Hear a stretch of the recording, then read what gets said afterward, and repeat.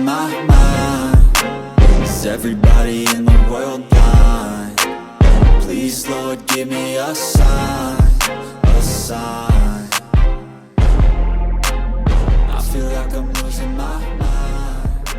Is everybody in Nailed the it. world I'm glad your memory is so good, dude. Was it participants? It is. It's always participants. That's a fact. That's the first time. Golly, Ooh. we're getting better. Hey, No. once again, I didn't think of any topics. No topics. Well, I had one because we were talking about different stuff on social media. I saw Andrews, and I think I saw it on TikTok. I think's where I saw it. TikTok. You're all wrapped up, truck. I'm wrapped up. Got Unfortunately. Academy down the side, Yeah. Yeah. Mercury down the side. Strong. Yeah. Strong. I didn't know that was coming. That's like No, full fledged truck, boat, I've everything. honestly I've been working on it for a while, and it was kind of written into a couple contracts, and it had to get done. That's actually why I haven't even filmed a show yet this year, and it's because I haven't had my wrap on, and I have to have my wrap on to film the shows. Will I know I'm filming a couple shows with you. Am I filming it out of your boat? No, you'll film it out of yours, but like if I'm actually hosting the show, then Gotcha. I have to be in my boat. Okay. Like Hallman can use his boat, you can use your boat. But I mean, I'm actually going to probably film one next week. Todd, you're going to film one here in the next week or two. You got to figure it out on Nacogdoches. Man, you do. I mean, You told me February was wide open. Yeah. But you know what it's been like, right? It has rained. So we're going to do it on a spinnerbait because they probably can't see any other bait. Perfect. I mean, well, I say that. Well, we can probably catch some on a spinner. It has to be. It's going to be a mud hole. Perfect. Okay. That's what I need. I need mud hole, spinnerbait, old school. Thunder cricket. Thunder cricket or spinnerbait? cricket. Okay. Oh, either one. I don't care. Okay. Just go with it. But yeah, it's gonna be pretty crazy. I mean, we have had a lot of rain. I mean, the lakes are coming up. I mean, Toledo's just shot up per usual. And yeah, I mean, it's gonna be a lot of fun. Okay. So but Hallman, I hadn't seen you in a while. I know. I know you've been working way too hard. Man, I don't know about way too hard, but I'm just trying to get everything ready, just like you. You know, it's like trying to get everything ready. I still don't even have a boat yet. And I think I leave not this coming Friday, but next Friday or Thursday. Well, that's a little bit stressful. When are you going to get a boat? Yeah. Well, I got a text message while we were on here just a second ago that said that Did y'all it was. see that? No, what was that? I said, "Are you serious?" And Siri answered me, "I'm always serious." And I'm like, I thought someone jumped on our freaking deal because in a weird voice too. It was not Siri, it was Simon or something because it was a man's voice. But yeah, it's just been a normal off season, nothing new, different. It's the same thing. Nothing's changed. It's always hurry up, wait, hurry up, wait, hurry up, wait. Are you going to have a wrap? Yeah, I've got a wrap. You have to have a wrap. It's wrapped. It's wrapped. Okay. It's wrapped right now. Like I said, I just got the text message. It's rigged and wrapped. So I just got to go to Tulsa. So there's an ice storm right now in Oklahoma. My kids are even out of school today because of the weather. So it's going to have to wait for 24 hours or so before I go get it. Dude, my other one's still in the garage. I haven't even done anything with it. Like I got to get it. Mine too. I've been working on tackling stuff though. So, but I don't have that much to do because we're just going to Florida. So do I need to mail you something? Yeah, you do. Like today? Yeah, today. When are you leaving? Next week. There's plenty of time. Just mail it today. Yeah. Or tomorrow morning. Yeah. Or tomorrow morning. I'm glad I got something in the mail. Thanks, Todd. You didn't ask. Todd never. No, I have asked for baits, and you have not. You have access to the same bait company he does. What are you? No, I about? don't. There's a difference. There's Todd's bait side of the bait company, and then there's everybody else. Yeah. I get that. That kind of changed today. Bass anger therapy. How long has it been since we've done one of these? I figure these are what we did on live. We just didn't call them that. Yeah. I don't know of anything. Just to fill everyone in, we did have an hour-long talk before this. Just the three of us. Yeah. Todd's private group would have paid for that. No doubt. Yeah, probably so. It wasn't bad. It was just funny because we hadn't all three of us talked in probably in a month or so because we were all going to get together and do the whole with Luke Duncan and that live deal. is such a hard. It's such a hard deal to get all everyone lined up. Mhm. We all have kids. Everyone's got kids, families. It's hard to, and the only time to really do live is like in the evening time, and that is a hard deal to get 4 people all lined up to do a live show. It Oh, ruins yeah. your whole day too.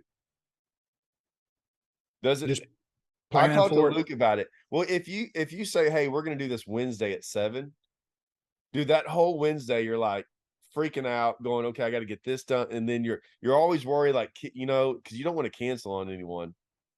It ruins my whole day if I know I'm going to do live. Oh my gosh, that's so ridiculous, It doesn't Todd. do that to me. at I all. mean, like, I'm always 100 miles an hour, so like it's nice to have a break to just not do what I've been doing. So it's just like, oh, okay, now we're gonna do this. This is on the list, so it's just whatever. Well, this is My issue is I'm always like, well, we're going to do it for about an hour, and then by the time I get sucked in and we start, it's like Yeah. 4 hours later, and I'm like, how did we just spend 4 hours? We've done it today. We talked for an hour, a complete hour before we started Yeah. recording. I'm really glad that that was a good talk. We needed to have that. we Yeah. really did. But We I mean, learned. I've talked to Holman and I've talked to Todd separately, but we haven't all Mhm. been together. Well, we so. didn't know. I mean, I didn't know. Can we talk about Holman and his? Oh, his what? My what? Your glasses? Oh, yeah, we can talk about it. Well, I mean, Which ones are you gonna wear? I don't know. I saw you wear the white frame ones. If y'all that, don't know, Macho tell him, Man Holman. Randy So- Savage. Because I got mad at Holman because, man, I just don't feel kind of like Andrew in his rap. I don't like it when I find out about stuff over. I honestly thought we talked about it. I did. I honestly thought we talked No, about we it. did not talk about that. Mm. Nothing. I So, don't yeah. know any. Do you have any other big sponsor changes that you can Yeah. talk about? Yeah. 'Cause Well, you they're not haven't told us changes. nothing. I added some on, but they're not changes. I didn't drop anybody. Well, I guess Costa to Waterland was definitely a change, but Oh, you call them Waterland? I just call it Waterland. Waterland. Yeah, it's my Oklahoma accent. Pro Guide batteries. We talked about that, right? No.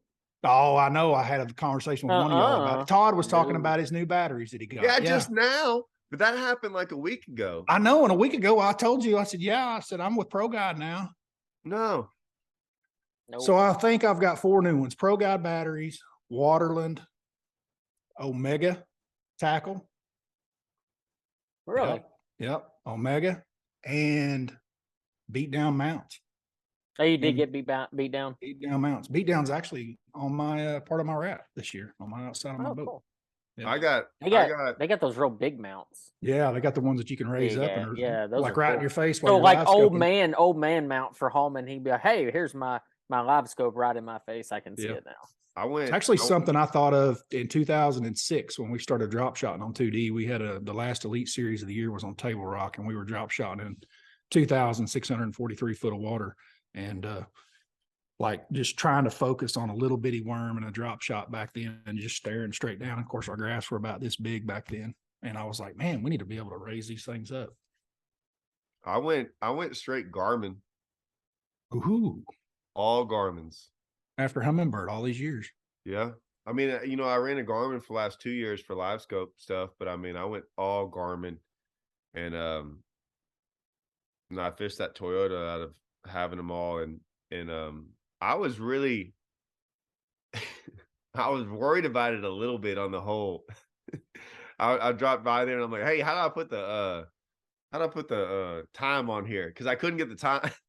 Like there's like, man, so when I had those Humminbirds in that Livescope, if you really wanted to like screw me, I'm glad this I'm sharing this now. If you ever wanted to screw me in a tournament, all you had to do is go up to my deal and just turn it on when I wasn't there and just change some settings. I would never have known, because I never changed those settings on a Garmin for like 2 years, because I didn't know. I'm like, man, I hope it doesn't like. Now you say that, I remember being in the boat with you, and I was like, dude, your live scope is terrible. And you were like, don't touch it. And I was like, Well, dude, we got to try to fix this. Don't touch it. The settings are set. Don't touch it. I'm Yeah, like, well, dude, that- the but settings are terrible. I've never like even like pushed buttons. Like I never like they did it, and I just never touched with it other than settings. I would change like the stuff, but I'm saying like I didn't know anything about overlay stuff, map, anything. I never used anything. So when I got it, I was going, they just sent me on my way, and I'm like, great. And it doesn't take long. We've been around enough electronics before in our lives Oh to yeah. figure Yeah. figure enough of it out. Like I changed the water stuff, but what I'm gonna do on my YouTube is pretty cool. We're gonna do like a whole new, like it's gonna be an entire year-long series on Garmin and like starting from scratch. So Mhm. like I hadn't talked about this, but yeah, we filmed all the installation, like everything. Like if you ever wanted to like start from scratch, the entire thing's filmed. I've already got it done, and then we're gonna go from like turning it on, like where's the power button, to like everything you need to know about it over the next Mhm. year. Yeah. So that's gonna be The funny thing is when he was out there on Rayburn, and he's because he always puts his phone on speakerphone and sets it down, and I could hear his Garmin beeping because he hadn't calibrated it. oh yeah. It was just going crazy. He's like, it won't stop beeping. Did It's I, like, did I Andrew, call Andrew, him? I, calibrate it. I swear to God, dude, he gets me up early one morning. He goes, I got this one place and I want to go check it. I want to go check it before anybody's out there on the lake. Like, I don't want anybody to see us. We're going to Talking go about check this me? spot. Yes, you. Oh, And so he gets me up at like 4 hours before daylight and we hit Rayburn and we go out and dude, it's dark. And he's up there and I'm standing next to him on his Livescope and I'm looking at his Livescope, and he's throwing and I throw out there towards it and like I don't see my bait. And I make this long cast, and I'm like, I know I hit that cone. And so like he's up there and I'm like, dude, your Livescope just doesn't look right. And I'm like, let me have that a minute. So he gives it to me and I fire and I'm like, something's not right with this. And I reach down to touch a button and he starts screaming at me, Andrew. He's like, don't touch that. The settings are set. I don't know how to fix it. Like, don't touch it. And I'm like, dude, I think maybe I can fix it. No, don't touch that thing. I'm like, well, dude, it's not so working very good. you know where that started from. So y'all know I always laugh about when you see something on like, I saw it first on Bass Blaster, I think, is when you see some guy like on his trolling motor and his depth finder standing, and everyone made a big deal out of it. And I was like, been doing that for like 10 years. You know what I'm saying? My little balancing act. But the problem is if when you do it, your foot hits buttons. Yeah. Right. And so I'll be up there and I'll hear this beep, beep, beep, beep, beep, beep, beep. And I know it's just going through. Like I'll get down on my Humminbird and it'll be like crazy settings. Right. And I've like, it's been beeping and like going through it all. And I did it on the Garmin one time and I got down to it and I'm like, this isn't right. I don't know where I'm at. So, and Daryl, it was at an event and Daryl was up there at Rayburn and he starts looking through it. And I'm like, hey, something went wrong. We play stupid. I don't know what happened. And I'm thinking to myself, yeah, I know exactly. I know I was standing on it. And he starts going through it. He goes, I honestly don't know how to fix it. And so he had to get to it with a tech. And like it took him like 30 minutes. And he was like, man, you were in some crazy setting I've never even heard of before. I'm like, I don't know, man. Daryl does the wanna opposite. tell him. Daryl does the opposite to Andrew. Andrew pulls in and like wants his something like fixed that's not in his graph. And Andrew's like, Daryl will be like, dude, you need to change this. And I'm going to change this. And Andrew's just sitting there going, please don't touch it. Please don't touch it. Don't touch And then he my comes stuff. back to the house and he's like, I got an hour of work to do out there because Daryl changed all my settings. Every time. He Every hates single it. time. He's like, please don't touch my graph. Yeah. No, So I agree with Todd to a certain level. Like once you get things exactly where you want them, Yep. like how to get it back to that is so hard. Like especially you get a new boat. Luckily, I'm running the same boat I had last year. And I'm getting all brand new graphs, all brand new. So basically, I'm going like rebuild mode. So I have the same boat, same motor, but they're putting troll motor, graphs, and batteries on it. So And it'll you're be all like- Lawrence. You're all Lawrence now, right? Yeah, I'm all Lawrence, and I've got a motor guide. And I actually really like my motor guide a lot. Once I got past my lemon that I had on my other one, but and I was telling Todd the same thing. Like I've seen guys. One of my favorite troll motors I ever had was the Garmin, and the very first Garmin I had though was a lemon. It was a big problem. I had a lot of problems with it, and I hated it. And I was like, this is the worst troll motor I ever had in my life. And then they put the new one on there, and it was like, man, this is actually really great. It wasn't as bad as the other one. And so I always try to tell people when they say, well, this is terrible or that's terrible. I'm like, did you have a bad one? Like, because that is a reality of it. And in anything, because everything's so good these days. Like, if it's really bad, it's probably something wrong. Well, when that Old Trex came out, I remember me and Russell were fishing on Livingston, and he had gotten one. I mean, so this is 7, 8, 9 years ago, like the one with like spot lock, you know, when he first got it. But it was that digital one more, you know, like to where when you if you just been any with Motor Guide or Minn Kota, whatever it is for all them years, and when that thing came out and when you pressed on it, it sounded like a computer. It's like, you know, and Yep. and I was going, I don't like this, right? And then after about a day or two, you get used to it. Yep. And then if you ever like push that button, right, the spot lock, and you weren't ready for it, you know, you're sitting there and you accidentally hit it and it freaking throws you all off. And then after a while, so now like 8, I don't know how many years I've run that Ultrex. Well, now I got that Garmin, and I'm like, God, this is gonna be the one thing that I can get used to graphs quick. The Garmin will throw you out of the boat. Well, just because you're not, It'll throw you out. But That spot lock button, you bump it at the wrong time. Oh, and well, it will and throw I have you it. out. Is it the spot? I hit both of them. I hit both of them. Well, the one will turn you. The one will turn you. Yeah. So, like, if you hit that heading button, it'll just turn you. Yes. It won't like spin you, but it'll turn you. But you hit that spot lock button, that thing will. Yeah. Well, I've hit both all weekend long. I got better at not hitting them, and you'll bump that for the rest of your life. I'll do the little. You'll bump it forever. Like it doesn't stop. It's not one where you like get, but no, you will continue to bump it. That's why I told you to tie strap the one. I'm going to do that. You have to leave the other one. But I can't figure out how to get. You have to position your foot like at the bottom of that trolling motor, and then on the side to not hit the button. And I haven't got the pressure down. Like I'll be leaning on it, going, okay, move an inch, move left an inch, move left an inch, and I'm like, golly, I hadn't done it yet. You know, like I got better after 3 or 4 days, but for sure. That was my hardest when I got my Garmin troll motor the first time, is learning foot position, and it took me like 3 or 4 weeks of real steady use to. And even then, I still bumped those buttons, but like it didn't catch me off guard as bad when I bumped them. I didn't mind that.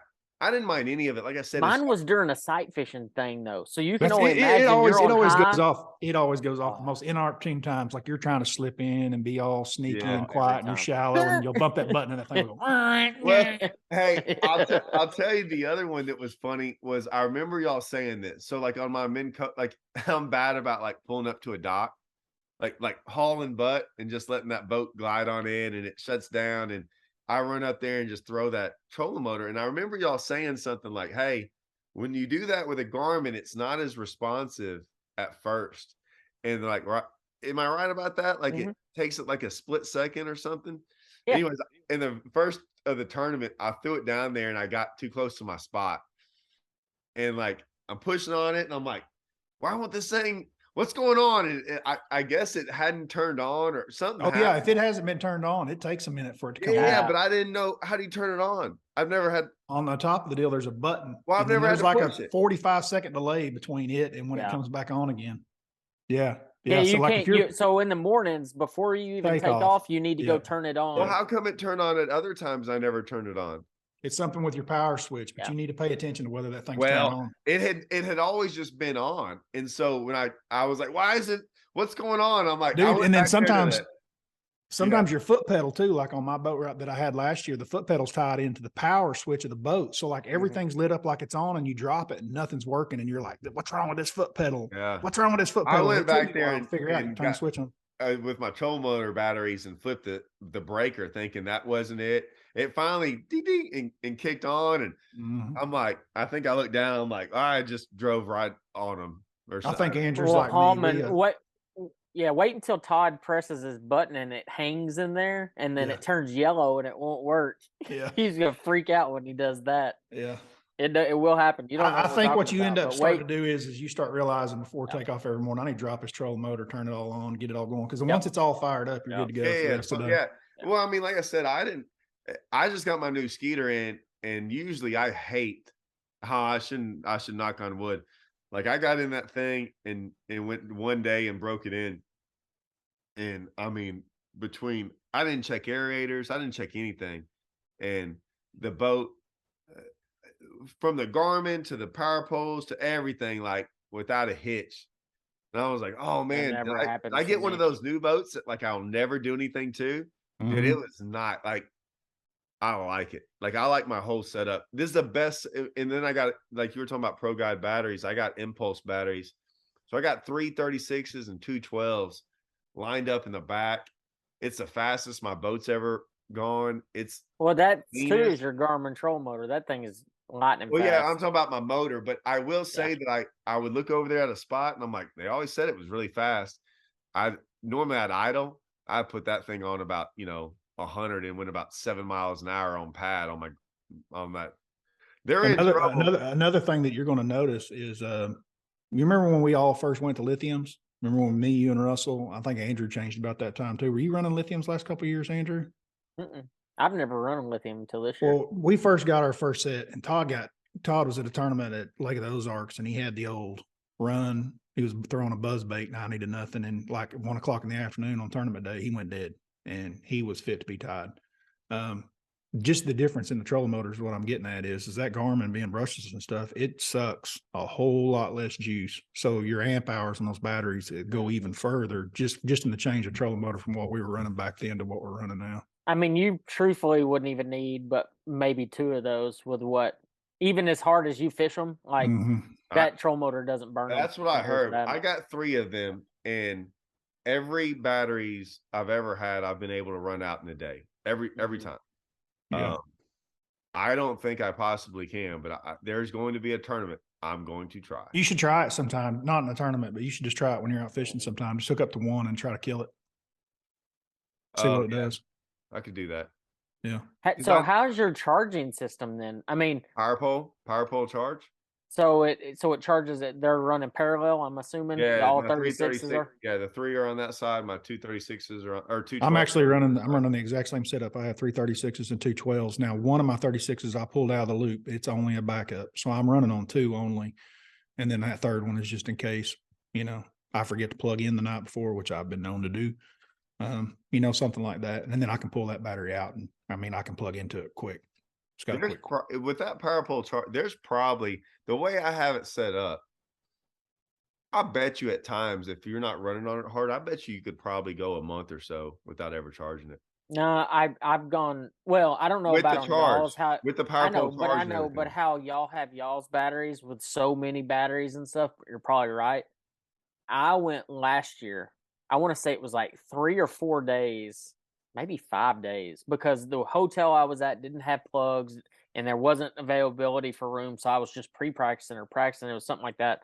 And I went that many days without charging my boat. Was that at the Red River? I think it might have been. And I just rolled with it, and it was just good power the whole. And I'd check on my app and see what it was on that power pole charge, and I'd still have like 70% or 80% charge. And and if I ever felt like my troll motor batteries were getting a little low, I'd just make a run, and then everything was good again. Well, so a lot of people are like, well, why would you ever have 336s and stuff like this? And I'm like, well, look, man, if this is what you do, and this is what you really care about, right? I can think of like a ton of times where you go somewhere, I can't tell you how many times we've been at hotels or like places where the freaking power goes off 10 minutes after you plugged it in, and you power goes off. We were at that one hotel that everyone kept on shorting everyone out. And so people had to leave the hotels and stuff. Like I'd have just been like, I don't care. I mean, there's going to be, I remember me and Jason drove from like Texoma to Amstead and tried to fish an event. And we got down there at 4 o'clock in the morning, didn't get to charge the batteries, and they went out the next morning. We made a check in the event, but we lost 3 hours because our batteries went dead because it was sight fishing deal. What I'm saying is like, there's going to be times where power goes off. Like imagine like leading an event and on day 2, a storm rolls through there and freaking cuts the power off at the house you're staying at. And you're dude, I am king of like day 2 or day 3 of a tournament of getting up in the morning, going out to my boat at 4 in the morning and realizing, it's time to leave, and realizing I didn't plug my boat in last night. I've done that at least 5 times. So many times. Yeah. And see, I actually Ish Monroe told me a thing, and it has nothing to do with power or any of that crap, but I think it's a mentality that you kind of have to have out here is the example is if I'm going to go flip bushes, and could I get bit on 12-pound line? Will it work? Sure, but I'm going to use 50-pound braid or 25 or 30-pound fluorocarbon so I can be successful. Just because something might work, it doesn't mean it's going to be best for what you're doing. And in the situation in batteries, yeah, could you just run 3 12-volt batteries or 136 and 1 12-volt cranking battery? Sure, and it will work. But you're going to get in a situation where it's not going to work, and that's going to be the difference in actually being successful and not being successful. I mean, you could go drop shot on Rayburn. Yeah, but I equate it for every single thing out there. Like, could you do this? So it goes back to control. Just good enough. You're saying it goes back to controlling the variables you can control. Yeah, right? Yeah, that's what you're saying. Well, when it's your job, I mean, why not do? I'm not trying to do my job like just to get by. Yeah. I'm like, okay, well, I've had all these different things happen to me. How do I prepare for those? Because you probably only need 136-volt 75% of the time. But like I said at Pickwick, in the championship, I went to plug in and someone plugged in next to me, I guess, that day, and that they threw a breaker. And I didn't know. So I woke up the next morning and my batteries never charged for day 3 of a Toyota championship for $200,000. Yeah. But luckily I was making long runs. So I made a 40-minute long run back to weigh-in that morning. And then that evening, and I made a 40-minute long run back there. So I was like, I bet you I'll be all right. Sure enough, I was all right. And with that power pole charge, if you're aware of that too, like your trolling motor batteries are low, you can actually send all that juice just to the trolling motor battery. Yeah, one or the other, or just to the cranking, or you can split it. What I'll say about that is I've run those batteries down. That making a run on those batteries won't, like, once they get too low, you can't charge them back up. Yeah, they're like if my lithiums ever went dead, I could go run for 3 hours and it would not. I left my motor on one time while we were fishing, and it still didn't. It gives it a charge. It doesn't give it enough charge of like what it would be hooked up. Yeah, but I agree. Yeah, I've shared energy, or power back and forth. I've done when I was doing that, when I didn't charge for 5 days, I was doing that like. I'd kind of split it. Like I'd do all trolling batteries sometimes, I do all cranking batteries sometimes, and trying to get a good spark charge, just to be able to get by. Because, and the truth of the matter is I was the guy that has always stayed just kind of bare minimum. Like I'm running a 12-volt cranking battery and 3 trolling batteries right now on my boat. So I'm that guy that I'm talking about being the bare minimum, not running the crazy amount of batteries and all that kind of stuff.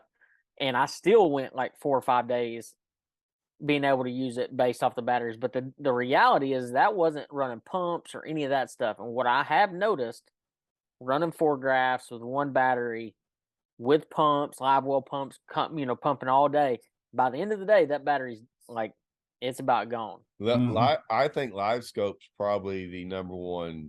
I think that draws more than anything. It draws a lot. Yeah, the guys with the hummingbirds, they're energy hungry too. I mean, extremely energy hungry. Yeah. Well, I mean, that's what I had, and it felt like it felt like that was a big deal. It felt like if I turned those things off, I saved it. I could tell, you ever crank your battery and everything turns off on you. I've had that 1,000. Oh yeah, and you're towards the end of it. You start paying attention to it, and I know that like if you could just leave those graphs off and just run around, you were good. You could leave your aerator on and all that stuff, but you left your graph on, you're in trouble. No doubt. What else is new? Yeah, like fishing stuff. I mean, am I the only one that's been fishing? I went fishing those 2 days, and that's the 2 days I've been fishing. Though, right? I was going to fish the BFL this Saturday on that'd be my very first MLS tournament ever. Why wouldn't you fish it? Well, I'm Kane's basketball coach, and we got 2 games on Saturday, and I don't have an assistant coach, so like, is it this Saturday? Yeah. See, this is our week off before our tournament starts 2 weeks from now. Which was that? What tournament is that? Our Little Dribblers tournament. Oh, I got. Well, we're not in playoffs or anything. Yeah. We're not that good, but we work really hard. but it's it's like a coach. That's what counts. But we work Yeah. really hard. we work really hard. You got them but running we're getting better. suicides. Oh, I do. It's bad. But the deal is I don't know. I've just kind of taken a different approach to it this year. I'm working on trying to get my tackle right and get everything going. And I did a video the other day, which I hadn't done just a bunch of videos, but I'm kind of reorganizing and revamping my stuff and trying to figure out better ways on the water to where I don't carry 5,000 pounds of tackle, because that's just what I've always done. And so like now my Thunder Cricket and Swim Jig box is one box, and it's but it's a 2-sided tackle box, so it's a really cool deal. So like I know you're gonna make fun of me for having a double-sided tackle box, but one side is just swim jigs and chatterbaits, and the other side, if you flip it over, is all the trailers that I would actually use for my swim jigs or chatterbaits. So, and it's that way I'm not digging for 2 different boxes. I can pick up one box that's got all the trailers and all the baits I want in it, and I'm good to go. And it's made me downsize the amount of crap that I've taken that I would never fish with. I literally opened my vibrating jig box the other day, and I was like, I never throw that one. I never throw that one. And it was crazy the amount of baits that I was like, why do I even take that if I'm never going to throw it? And I'm always that guy that's like, I'm going to be overly prepared. So if there's a situation where I need something, I need to have it. But I think you can get away with just having a skirt box that has a bunch of skirts in it, that if you get in a situation, hey, I can change that out real quick and go with it. But the reality is I started doing that with all my jigs. So like now, I used to have a big football jig box, all these different types of boxes. Now I have a casting jig box that has football jigs, skipping jigs, tungsten jigs, everything that you could imagine in it. And just the colors that I know for a fact I'm going to throw, that 99% of the time I'm going to pick up. And then I have trailers on the backside of it as well. So now I just eliminate a bunch of extra boxes, and I can just have them in there at all times. And I have a regular crankbait box that has deep diving crankbaits, medium diving crankbaits. That way I don't have all these extra boxes in practice. And if I do get on a deep diving crankbait bite, I can just throw my deep diving crankbaits in there, an extra box in there if I need them. But I always have those baits at my dispense, but not have 50 colors of each bait, so really working hard on that. That's taken up a lot of my time. And then obviously a bunch of contract stuff. I ain't gonna lie, dude. You've always been the best roommate. Like if I get a bait that I've got on one of or two of, and I'm like, damn, I need some of these. All I have to do is come in and ask you, and you're like, start digging, and you dig and you dig, and you'll pull out like 15 of them. And I'm like, God, he's great. You carried everything. Yeah. And there's a time and place for that. And, you get in a place like Florida and you get in situations where you might need a flipping bait or something like that. I typically have it, or a stick worm of some sort. But I'm really working hard this year of like, at least in practice, to have like just bare essentials that if I get on a bite, then I can get a box that's dedicated to it and put it in the boat, but I always have certain things in there at all times. I wish I could have that mentality of Todd and have like a swim jig in there above it, or a hybrid hunter in there, and then like a swim bait, and then like I could just have like 5 or 6 things. I have way more tackle on my boat than both of y'all. Yeah, but you still fish with the same thing all the time. 100%. That's true. Now, the one bait, I asked for more than anything? What? Like an Ocho, Cinco. Yeah, because you never carried those. Correct. I have thousands of them. And I don't know how many times I'm like, you know what? Because it's my maybe. Because I always find some fish and I'm like, they didn't bite something moving. And I'm like, maybe they'll eat that. And I can't tell you how many times I've asked for one. You always got one. I asked for some from Russell the other day. And I was like, hey, give me a pack of whatever you got. So I grabbed them and I rigged it all up. Never threw it. Never even thought about throwing it. I'll never throw it probably or I'll make like tops 3 casts. Yeah. But I guarantee you I've probably taken 20 of those packages from you and never thrown one of them. I intend to, though.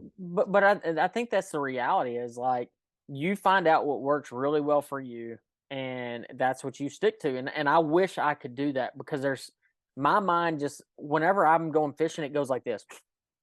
And like every finger is a different bait in a different area, and that's just how my mind works. And so I have 50 different options on the deck, and that makes me comfortable. If I have 3 options on the deck, then I'm like, oh my God, like what?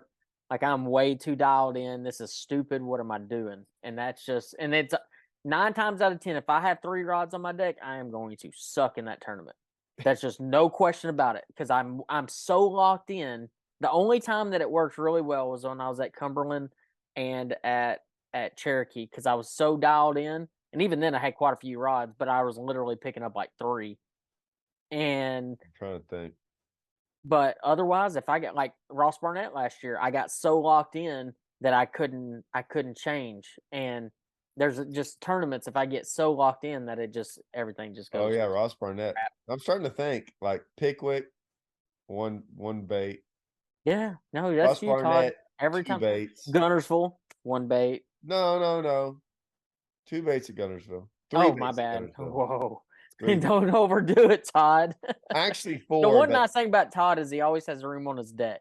There's no doubt about that. no, dude, mine. Like, dude, if you watch videos of me, like, go watch any practice. I There's fished like, team tournaments with you. there's like 20 And rods, he had like 2 rods. they're all like laid out where they're like, how do you even walk around up there? No, I fished too many team tournaments with you. No, I have a You, bunch out. especially team tournaments, you'll just put your stuff in the back, but you'll Well, literally yeah, have in like your 2 way. rods on the front, and then that's No, it. it's never that. No. Oh yeah, he's oddly specific. He is the all most the time. simplistic of the 3 of Yeah. us. I know that. I'm somewhere in the middle. What? Yeah. Dude, I agree with Andrew. No matter where we go, the couple years you were on tour, like you would get bit, and I would talk to you after the tournament. Like it's one of 6 baits. Carolina rig. It's the same 6 baits you've been throwing your whole life. I can throw this shaky head on 16-pound line. I don't need a dang spinning rod. Well, the first year on tour, I caught more fish on a stupid spinnerbait, and I hadn't caught a fish on a spinnerbait in like 10 years. And there was like 4 events that year, and I'm like, spinnerbait, like I don't know what we can talk about. Yes, we can't talk about. No. Yeah, But yeah, you definitely caught. I remember that year, because wasn't that the year that we were at Rayburn? we went to Cumberland. Yeah, Remember that this was spinnerbait? awesome. Like, it was spinnerbait ride. insane. Yeah, that was crazy. You pick up any spinnerbait and just go down. There was bank. we went to, like, there was another place I caught him on it. I got to think about that, and I was like, what am I catch? Why is spinnerbait? And it was like spinnerbait. I remember you came to Oklahoma once for a Toyota, and we were up at Grand, and you got to catch them on a spinnerbait. That's what we were catching. I'm going to throw that. And then you went back home to Texas, and you were like catching them down there, and you were like, dude, Man, I'm it catching them on works a here. spinnerbait down here. Like you get your confidence in a bait, and you just start carrying it around the country with you. Yeah. But Yeah. I mean that's one thing I've always envied about Todd, is it's like, man, why are you doing all that crap? All I've done is taking a white swim jig, and I caught like 40 fish today. I'm like, whatever, Todd. I'm not talking to you right now. Well, And that's just what, and it's in times of year, like, like the way my brain works. It's like, well, I'm gonna go throw a white swim jig in the shad spawn, and it's working really good. Yeah, and John's like, I just go down the bank and I'm just throwing it at everything that moves. And I've been in the boat with him, and that's what he does. He's like, oh, there's a rock, I'm gonna throw the swim jig at it. when the tour came to Rayburn, and I remember it was the BPT. It was like the BPT, and I think whoever it was like in January, February, right? And they were throwing a swim jig. I think Gerald Sporer caught some on it. Mm-hmm. Some other guys, and I remember whoever was commentating. It might have been Kenny. JT was like, he was like, man, this white swim jig thing, like, it's crazy how, there's not a shad spawn going on. And I'm like, the heck does that have to do with anything? Yeah. I just remember listening, going, it's a white swim jig. I catch them all over the country on that thing. Like, it's, like, what do you mean a shad? So, like, your point, I didn't ever think of it as a shad spawn. It was a freaking white swim jig. Like, what? No one's ever thrown a white spinnerbait before? Like, Well, but I think the mentality is everybody overcomplicates everything. Yeah. And so they're trying to be so bait color specific, when a lot of times it doesn't. No, really I'm like, matter. I want them to see it. Yeah. And, Like, and that's just the colors that they can difference. see. Yeah. But I mean, in that mentality at Rayburn, I mean, heck, there for a few years, all you had to do is go down the bank throwing a white swim jig everywhere, and you caught the living crap out of them. Now, I tried it the other day, because I was like, all right, I know guys are still catching them on this, but never had a bite. Like I just, Nah, I almost won't throw one on Rayburn now. yeah, it honestly is very deceiving there. It's like Yeah. you'll go. It's just like the practice we had, or the tournament we had over in the fall over there. I mean, I went the whole practice and I threw it, and I'd pick it up and throw it and throw it and throw it, nothing. And then I picked it up in the tournament. It's like, you idiot. But I mean, every day is a little bit And different. those And fish I never think it's left. become, and I think it's become way more of a situational bait. All those good You baits know, are though. Like yeah, so, what I've learned is kind of like the Whopper Plopper. All of them, they all still work. But yeah, every good bait, even like the chatterbait, thunder cricket, whatever it is, every good bait after it's done its freaking year too long tour. That's what I'm gonna call it. You're right. They get out there, they get all big, and I'm gonna make my year-long tour, around the country, and everyone's gonna know who I am. And then after that, they're like, okay, well now, you know, it's a special occasion when you're gonna Well, it catch. used to be like the umbrella rig. I mean, there was guys winning tournaments on the umbrella rig in June, Yeah, it didn't July, and all matter. those, and you don't really see that as much anymore. I mean, even local tournaments where you would think, hey, it's not banned in this or whatever, but like you could still use it, and you still don't see guys winning with it because it's just the fish are like, nope, I know what that is. I'm not eating that now. Yeah, it's a little warm for that right now. Yeah, so it's crazy how all that That jerkbait's like that a little bit. Like the jerkbait made this resurgence with Livescope, but then they don't like them. They don't like a jerkbait a lot of times in the summertime. They're like, No. nah, I don't know about that. Yeah, it's crazy how we've seen, especially with like forward facing sonar, just how many, the baits have changed the way we look at things. You're like, For man, sure. that bait is so good right here, and I didn't ever think to throw it or I whatever. like how you say forward facing sonar. Well, I try to be like politically correct, but Whatever, dude. I'm just not gonna call it Livescope all the time. Sorry. That's what it is. Dude, chatterbait's still a chatterbait. I'll still sometimes say thunder cricket, but it's You said thunder cricket a minute ago. yeah, Yeah, but you I did. said thunder cricket chatterbait. Like I'll go it's I like mean, saying a trap. so A here, trap is a let trap. me Trap is a actually, trap. A spook is a yeah. spook. Yeah, Correct. let me tell you something that I did do with my tackle this year. And it's because of Todd. And I will 100% give him credit for that. And I hate to because like Todd is I don't like know what Todd. this is about. I have forever. Yeah, you big head son of a gun. I have forever been like, well, you got to have this jerk bait. I Or know you what gotta it have is. This plastic, or you got to, all these things. And we're sponsored by Strike King. Okay. And everybody knows that, whatever. I don't even know if I have a soft plastic in my boat that is not a Strike King soft plastic right now.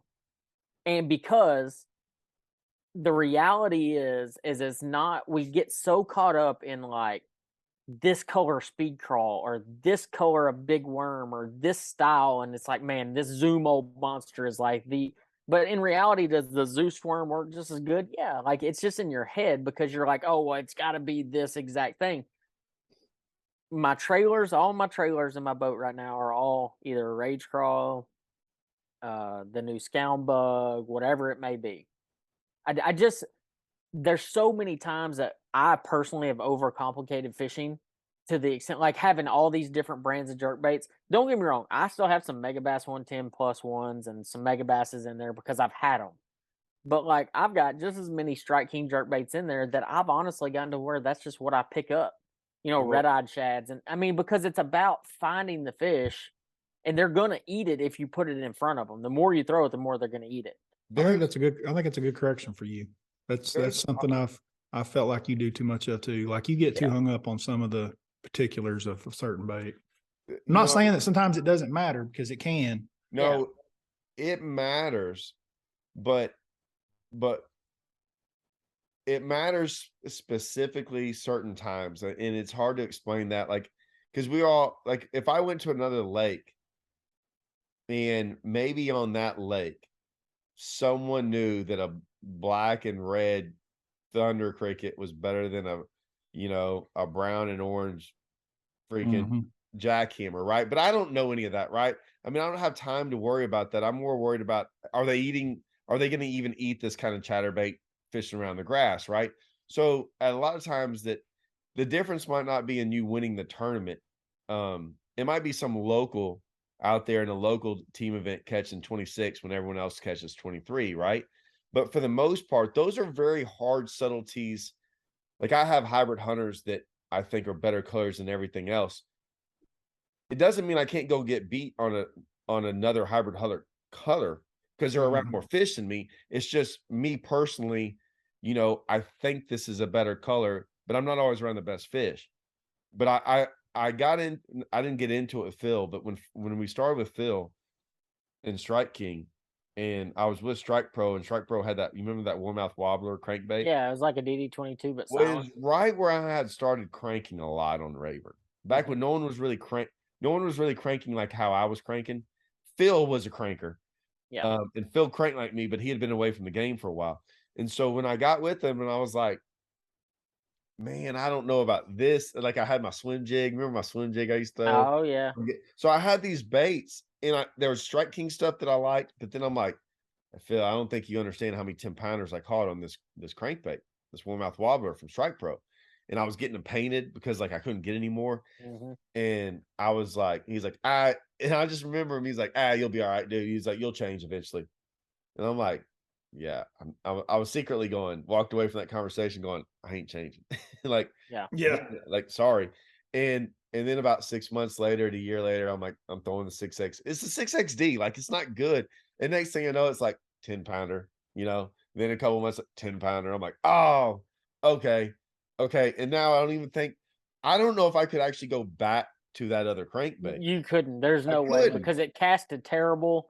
It was, and if you No, reeled it too didn't cast fast, terrible. if you reeled No, it too was fast, good. it wasn't. I mean, it was good. It wasn't as good as the 6XD though. Well, I don't know. It was pretty darn good. But my point is that like I still wouldn't go throw it though. And it's like all these baits, if you just get if you get used to them, Yeah. like the swim jig could never go back to the swim jig. Got hundreds of them, would never go back to the swim jig because and it's just funny how once you start doing that, because everyone's like, well, you're sponsored by Strike King. And I'm like, I gotta throw something.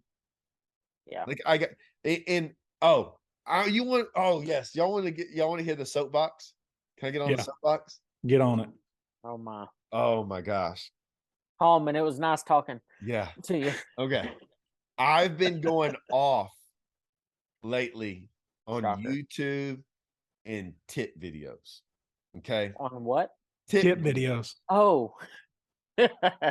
And the reason is that like because someone made that comment to me. I was doing something like I didn't want to do fishing videos for a while back in like November, and I was having like I was building the Alabama waters up, like editing it, and I knew because I had to get ahead of it by a month.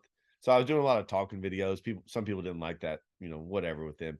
And they're like, hey, why don't you shut up and do more tip videos or something? And I'm like, I want to be like, hey, tip videos are like the biggest clickbait in the world. And it's not that they're not good, but that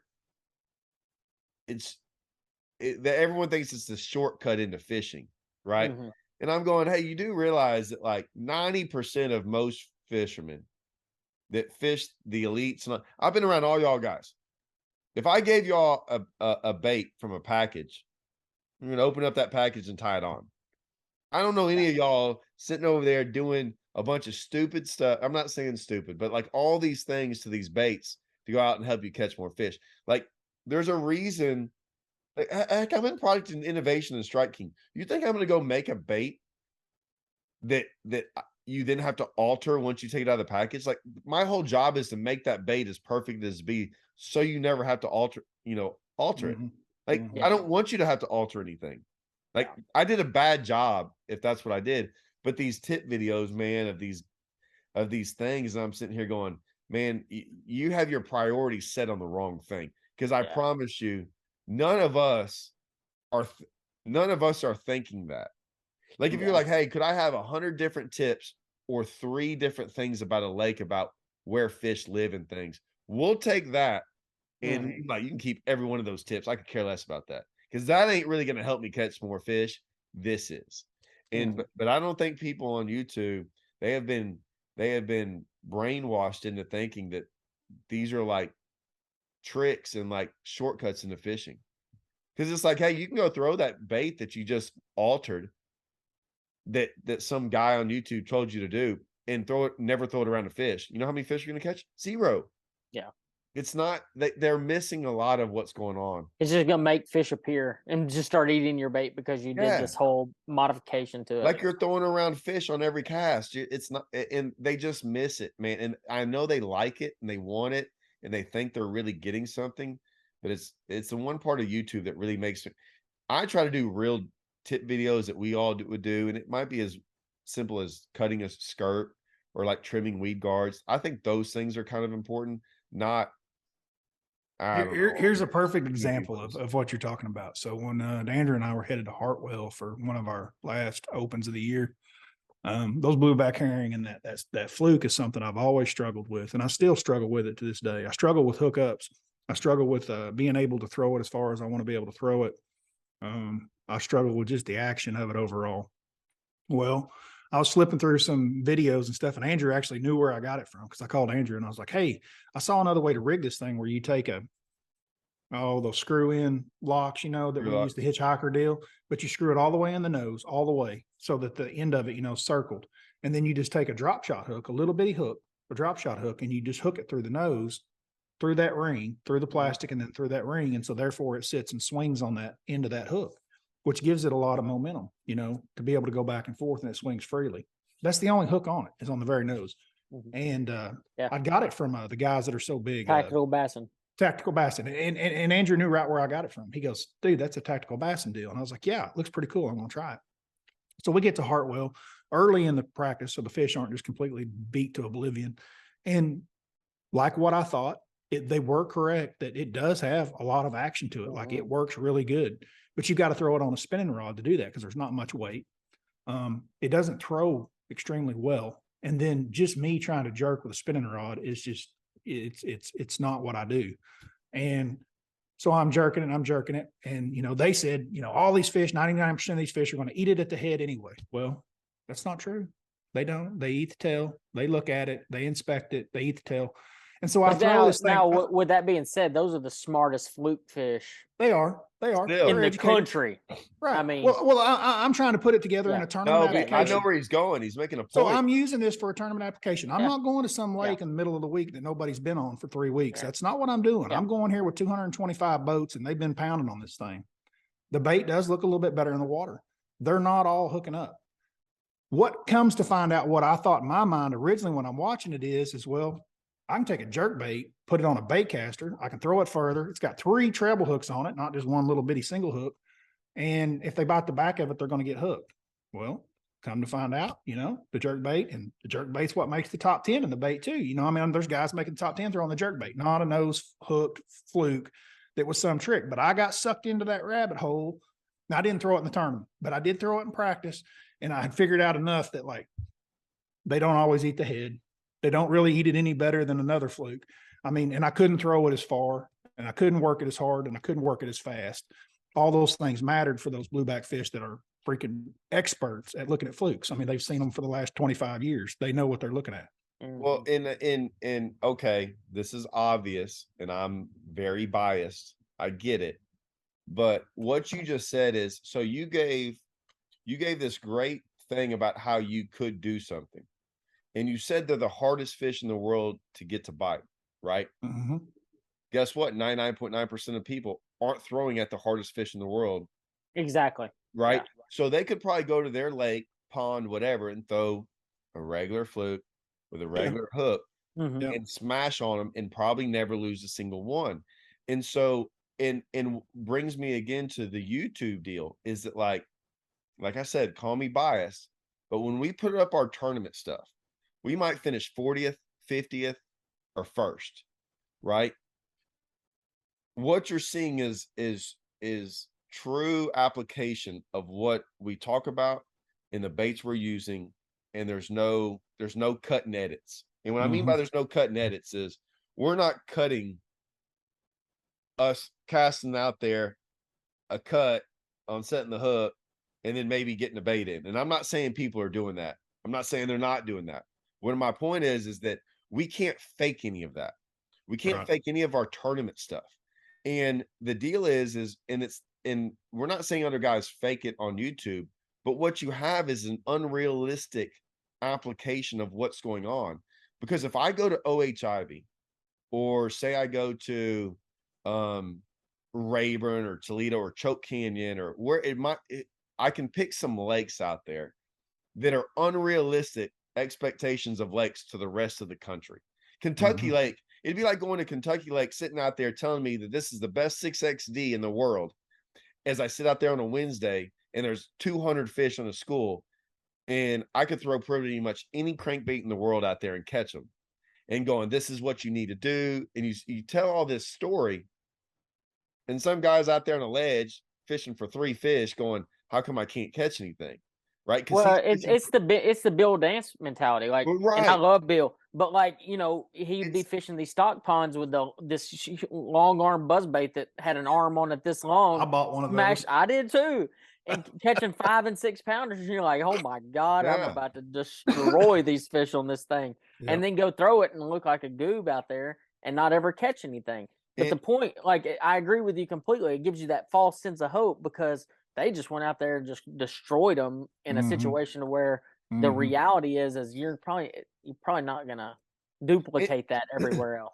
And don't get me wrong, we would love to go to OH Ivy and just sit out there all day long and make stuff.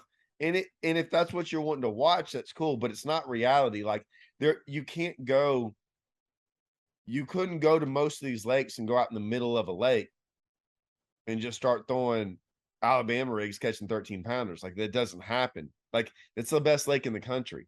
And so although you think you might learn something, I personally might want to watch some guy figure out how to catch 3 pounders doing something different on a dock. I'm like, man, I ain't never thought about doing that technique on a dock. I'm like, that's pretty interesting. And not only is it interesting, it's actually applicable, right? Like that's something I could actually, like what Holman saw was interesting, but in reality wasn't applicable, right? Correct. It was like, wait a minute, I could catch fish this way.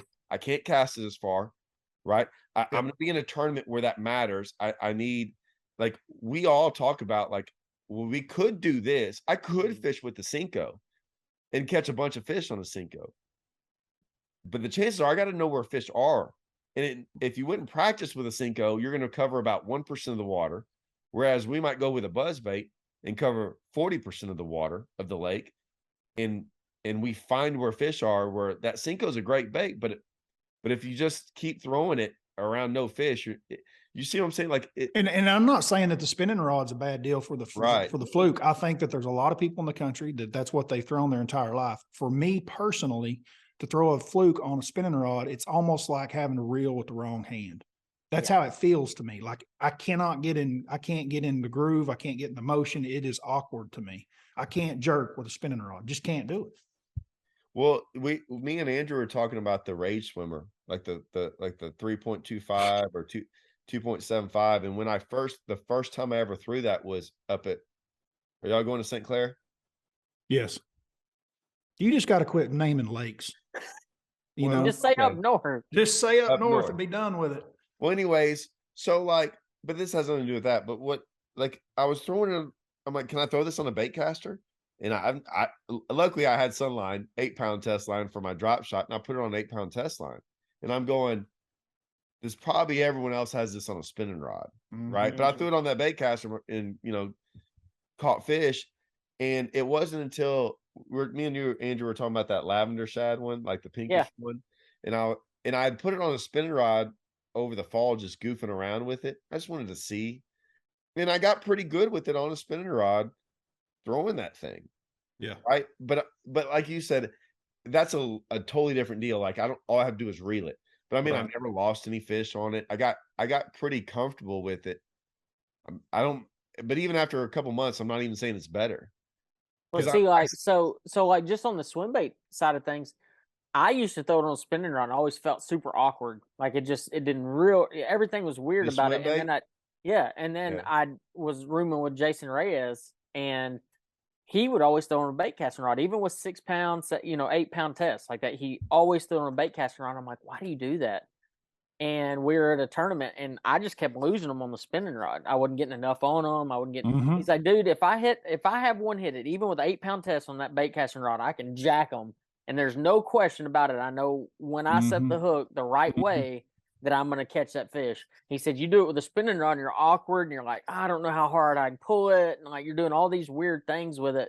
He's like, dude, just put it on a bait casting rod and quit worrying about it and you'll catch. And I'm honestly, I might have lost 5 fish since then on a swim bait with a bait caster. I'm trying to remember now. I remember now what happened is that I didn't have anything with like light line on, and I had that on, and I'm like, oh, I didn't. I think they started schooling on me, and I might have been trying to live scope them or something. I'm like, oh, I'm just gonna put it on this because I can get in it, and it worked. It worked, and I was like, oh, this is pretty cool, but I don't think I did. Scott, I always liked rooming with Scott, and the reason was because like, as particular as he is, he wasn't in that, in that game. And so there was that same tournament rod game.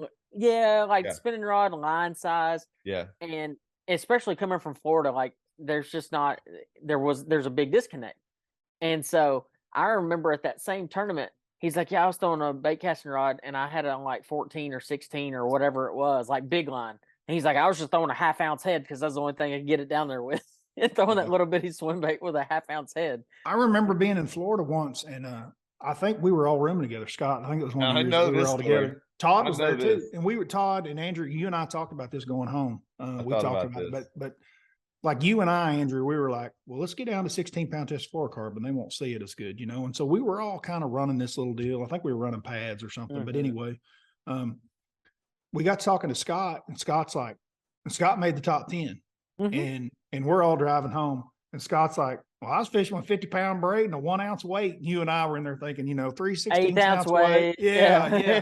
And he's just in there just crashing them, and that was an eye opener. I was like, we're giving it just back to kind of what you were thinking earlier.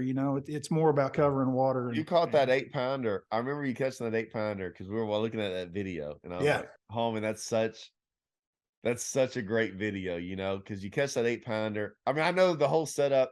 I know the rod you caught it on because you caught it on the Cara, the Amistad. The Amistad. And I'm like, Amistad. And I'm like, dude, I freaking do this with that rod. Like, that ain't because I throw the swim bait rod at the time, and I'm over there 20, 25-pound line, but I was throwing a swimming worm, all down the bank. And on the final, it got dark in here. On the final day, or the second day or whatever, I think I broke down that day. There were some, like where I was all catching them at, I stopped catching them, and there was like this group of pads right on out. I'm like, what do I care? I'll just go out there and start flipping around them. And I was freaking I was catching them, but I missed a couple and everything. And then I remember Scott was like, because I remember Scott came in there and fished those pads as I was leaving. But he was like, yeah, everywhere else, I just threw that thing, bombing it in there and just dragging it through and catching them. And I was over there like, like dinking them, just trying to like get it in there real nice. Yeah. I'm like, dang it. Because when they went in there, they were stupid. They didn't care. Yeah. You just had, that's the problem with those light weights is like you'd flip it in there and it was never actually getting to the bottom, even though you're fishing it slow because it couldn't get past everything. And he's flipping that 1 ounce weight and it's going, it doesn't have any choice but to go through. That's what it was. He was using 1 ounce and I was throwing a quarter. Yeah. Yeah. And I think that is a big deal. But I mean, it's easy to see that from, once, you have somebody explain it to you or talk to you about it, but it's a way different deal whenever it's, you're out there and you're trying to figure out how to get the bite, and then you're trying to overanalyze everything when it's super easy a lot of times. But we lose Blessings. We lost Mr. Blessings himself. Tad cast a line with his 14 batteries in his boat and his 3 swim jigs. That's all he needs. I like that hat you're rocking. Yeah, it's pretty good, isn't it? Yeah. They make that in an Oklahoma hat? Nope, probably not. I would have to only assume as much. Is Magellan? Are they in Texas? Yeah, well, it's an Academy. It's Academy's clothing line. So, yeah, it's definitely a Texas thing for sure. Oh, Tad's back. Yeah. Where'd you go, Tad? Well, all my batteries are like, I got to charge them up. Well, I've been working. I know what that's like. Let's wrap this thing up. We've only been talking for like 2.5 hours at this point. Yeah, but like hour and a half of it's not even with. No, we only talked an hour. We've been an hour and 15 on this one. Yeah. So you leave in a week. Yeah. All right. So, because I think me and Russell got a TXTT on Rayburn in February. I'm shooting a freaking spinnerbait mud hole show with Andrew. Yeah. Yes. Do you have a plan? So I'm finishing up. Alabama Water starts. My day one starts Monday because I've already been through like 7 or 8 episodes, and She's getting big. Mm-hmm. Oh my gosh. do you have a plan? You don't have to tell me your plan, but do you have a plan for what you think you like? No one knows what you got going on, do they? And I'm not telling you to tell them. I'm saying have you thought of anything really cool you're going to do? No, I'm just going to shoot. Like, I'm just going to cover everything from the time that I start packing my stuff to time I leave all the way to Florida. And I think some of it was kind of in my mind, and I'm kind of wondering exactly how it's all going to turn out because it may be like too much. I But don't think there's ever such thing. you know, dude, we got a lot of people that follow us that are diehard fishermen, right? It's the guys that we compete against, fish against, and everything. And everybody would love to be able to fish the Elite Series, maybe even just 1 year. And so what that's like, and as far as an experience and what I go through highs and lows, I'm just going to bring everybody along for the whole thing. I'm not going to make a Brandon Polinick.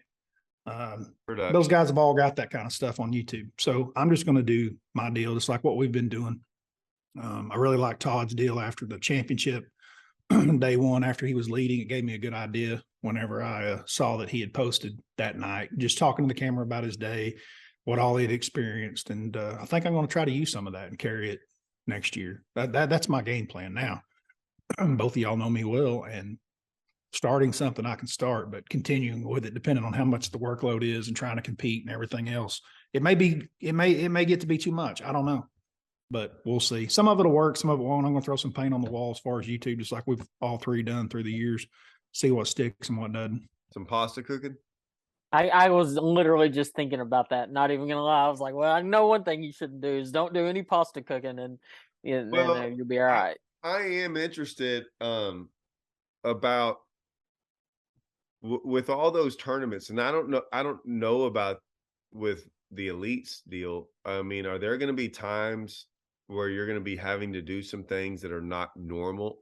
And what I mean by that is like whether it be event stuff or like some, or is it like all the rest of them? I mean, are you just So some of the things that are not normal that I know that I'll include is like Wednesday's an off day, which we didn't used to have on the Elite Series, but they do now. You had them Wednesdays on tour, though. We did have them on the tour. Yeah. So I understand how they work and all that. But on Wednesday of the first event of the year, they basically have it's basically a jersey and wrap and all that have to be approved. So everything has to be taken to a central location where Bass and all their people are. Headshots and pictures and all that stuff are taken. Everybody's got clean jerseys before they've been destroyed through the year with fish blood and hooks. Before the wraps are destroyed with trees and stickers and the usual wear and tear. But so I'll probably, stuff like that's unusual. I'll probably include, I've never seen a video of that anywhere. I'll probably film and shoot some of that. And then my point is that I want to be able to release stuff pretty quick. So like, I don't want everybody to have to wait 2 weeks after a tournament before a video comes out. Why not the next day? So that's kind of what I'm trying to do. That's different. I want to get a pretty quick turnaround. I think that's good. I'm excited to see what you do. I'm really disappointed and sad at the same time because now I get to travel the country without Hallman, and Hallman and I have become pretty dang near best friends on the tour. Just traveling around and fishing the opens, and Todd too. But Todd, he stayed around the house the last year or so, but Hallman, it was kind of always just me and Hallman everywhere. So I've kind of have to. Well, I'm expecting reapproach everything. I'm expecting this to be a 1 year deal. And I'm waiting on you. So I'm working hard. I'm gonna tell you right now. I don't know how it's all gonna shake out because the show is gonna be hard, and I've got a lot of moving parts in a lot of different directions, and so, I mean, if it doesn't work, it doesn't work. But I definitely have a different mentality this year. I'm excited about that.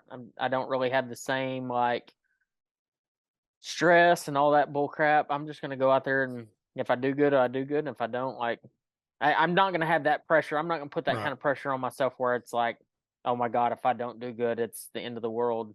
And Right. I definitely have had that in the past. And so It's just such an uphill climb, dude. It's just such an uphill if it, climb. if it's meant to happen, it's going to, and if it's not, then it's not going to. And that's just the reality of fishing and anything that we do. So, it has been nice being here by Todd. We've fished together a bunch in the last year, me being here. Yeah. I'm joking completely because Todd never calls me to go fishing or nothing. And, I'd really expected that I would get to spend more time in the boat with my buddy, but like I never see Todd. You haven't called me once when you went to Toledo. I fished 2 times in the last 2 months. And I fished 0 times up from that TTO tournament to you this had one. somebody in your boat at Rayburn, and I was going to come jump in the boat with you and I practice with you. I had to get Roberto. Yeah, and so like I Well, couldn't come practice with you. Can't just go kicking a co-angler out that travels around with. I almost signed up as a co-angler because I was just so bored and didn't have anything to go fish. Dude, hey, I was going this week, and it's a high of 40 every day. So bad right now. Still raining. It's blowing every day from the north, every day. And then this weekend I leave to Dallas, maybe. I don't know. I'm wondering if they're going to cancel that soccer deal. And I think we've become wimps a little bit in fishing. I'm just being completely honest. Because, like, I remember when, like, we were so diehard that, like, this was like, hey, we're going out there. We're going to go fish anyway. And I'm not that way anymore. I never went out there in January with it blowing on Rayburn. Oh, I did. High of 40. I did. Well, I've had enough of those days in my life. I don't need. I did because I had tournaments and I was practicing. But if I don't have anything going on, I'm not doing that for fun. That's not fun. But and I think that's the difference when some of these guys and some of these young guys, especially, is they're going out in that stuff regardless. No matter what, they're like, oh, I'm just gonna put my rain suit on. It's time to go. Well, I did it because I had to for tournaments. I didn't ever do it because. But we also know how unproductive most of those days are. Correct. I mean, there might be a 10-minute span. You get a little bit out of it, but for the most part, dude, those days are not very productive days. They actually can hurt you. Yeah. I don't know. We just can't be too big of wimps this year. I think that should be a good goal for us. We didn't go out there. We didn't go. What I've also learned is we didn't go out there on that day before Rayburn. That Tuesday. Oh, when it rained. When it was going to rain and be all like that, and it wasn't like that in the tournament, right? And so if you had gone out there, I don't think so far from what I've seen is those nasty days so far in Rayburn have been the most unproductive for people. Yeah. And so I just think you get down and you get down a road that is not going to be normal. No, and I agree in tournaments and tournament prep. I mean, Hallman and I have talked about that a million times as far as like, I'm not going to practice on this day because there's 0 chance it's going to be like that in the tournament. And not putting a lot of emphasis on what you find on those particular days, whether it's sunny or calm or windy or cloudy or raining or whatever. But I do think when it's like this week, when you don't have any tournaments going up, it's not a terrible idea because how many tournaments have we had where it rolled in like this, where it was just awful for a week and we had to figure out how to catch them. I think that's what we used to do. And now we've realized, well, there is a lot of unproductive days, but I challenge everybody out there that is watching Todd's YouTube channel at this point, that you got to go out there and find them and figure it out for yourself. Just because we say it sucks on those days and that we're not going out there, we have spent hundreds and hundreds of those days on these particular weather days where it's just terrible, just to figure out how we can catch them, even if it is bad, how we can go out there and utilize those days and make them productive days on an unproductive day. Yeah. So we've had enough bad days to do it, and we're not talking like 10 or 12. We're talking like 400. Yeah, I mean, and that's the thing. Like, we make it sound like, oh, well, don't go on those days, but we still know what to do.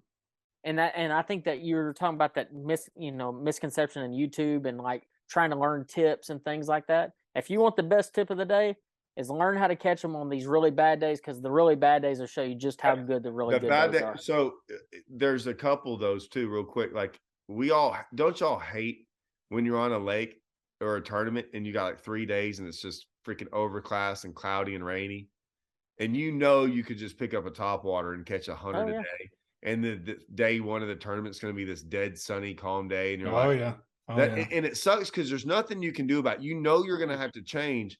And it's like, great, I'm catching all these fish. And it's kind of like the exact opposite of some of these bad days.